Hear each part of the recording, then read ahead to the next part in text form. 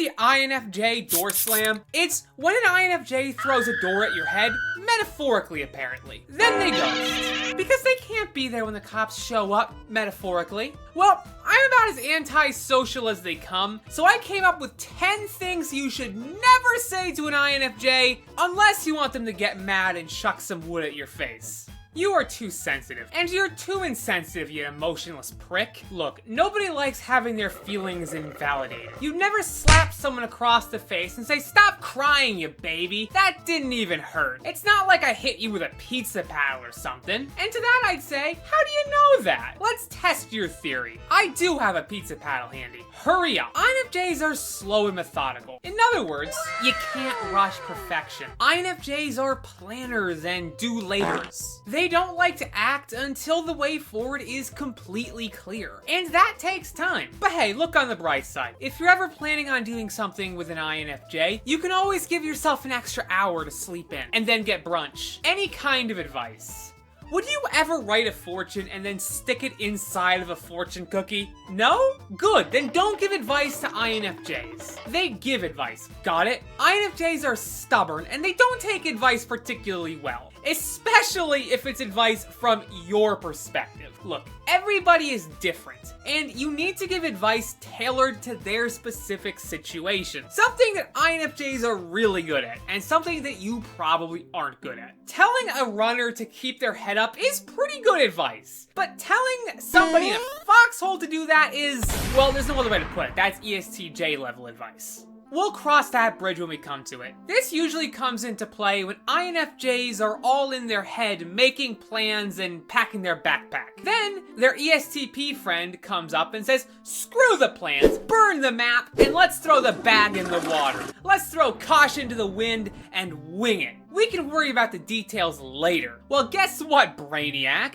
Some details you can't just worry about later. If you're in the desert and you need water, you can't just cross that bridge when you come to it. There's no bridge. It's the desert. There are no rivers, you dummy. You're too quiet. Oh, I'm sorry. I didn't know I was a radio. Maybe you should just turn the dial on my back up. INFJs focus on the internal world. They're constantly taking in new information and thinking about it, and boiling it all down into a cohesive narrative. They can't be talking and doing all of that at once. Plus, you really don't want to know what an INFJ is thinking. Let's just say it won't be nice.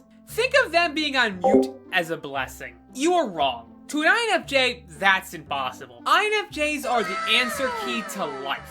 They can't be wrong. So, if you tell an INFJ they're wrong, they're just going to ignore everything you say after that. Like I've said before, INFJs are super stubborn. But if the impossible happens and they are wrong, you've got to explain why they're wrong. Don't just be a wrong buzzer and then say nothing afterwards. You need to be more realistic. INFJs are idealists. There's no way around. They don't say the glass is half empty. They say, "I planned for this," and take out a water bottle. So now it's full. Imagine if somebody told Edison to be realistic, that candles were the future. INFJs dream big. They see the best in people. And let's not forget that INFJs are planners, and they have tons of backup plans if things eventually tank. So let INFJs dream a little. You're so fake.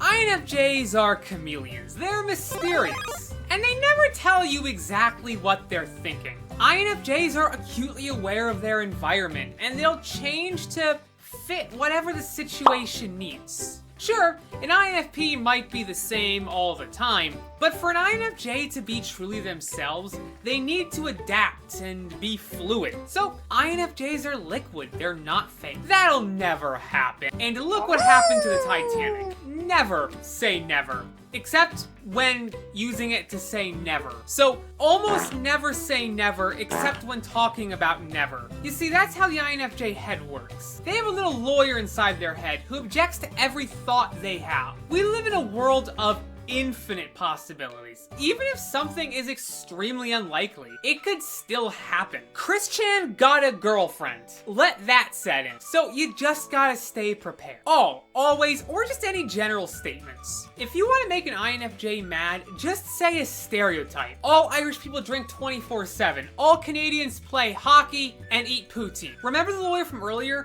Well, he's still there and he's objecting to all of your stereotypes. Nuance is an INFJ's middle name. That's what the N stands for. While INFJs do make lots of snap judgments, they do it in the light of nuance. And it's a delicate balancing act. Hence, why they don't talk that much. If you don't mind hearing any of these things, then guess what? You're probably not an INFJ. And if you still need convincing, I made a video all about sharing why you aren't an INFJ. Thank you guys so much for watching. Special thanks to my patrons, and I'll catch you guys all next time.